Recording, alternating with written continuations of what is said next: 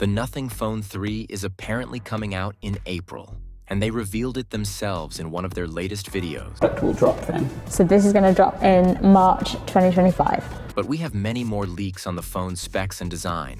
I will show you everything in this video. Let's get into it. Starting from the design, here's the best concept about the Phone 3, made by Imaishi. It will obviously keep the glyph interface with a design closer to the Phone 2 rather than the 2A, since the flagship model will surely keep wireless charging coil at the back.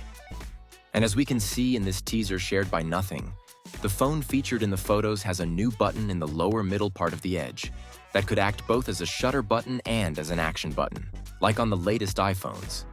In this concept, the phone also features an additional lens, and this seems to be also confirmed by the new leaks. It was expectable considering almost all high-end phones now have an optical zoom lens.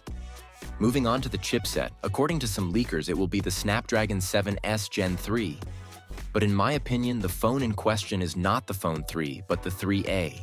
The 7 Gen 3 is a mid-ranger chip, and considering that even the Phone 2 featured an 8 series chip, in my opinion, this is not the processor the Phone 3 will be using. But this is just what I personally think, so take it as a grain of salt.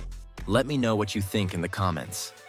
As for the other specs, this is everything we know, but we can say that AI will surely be a major selling point, as we have already seen videos by Nothing teasing their vision of artificial intelligence. And on this occasion, Carl Pei confirmed the release of Phone 3 to be in 2025. Expect to see some of these features starting to come out with the Phone 3 next year.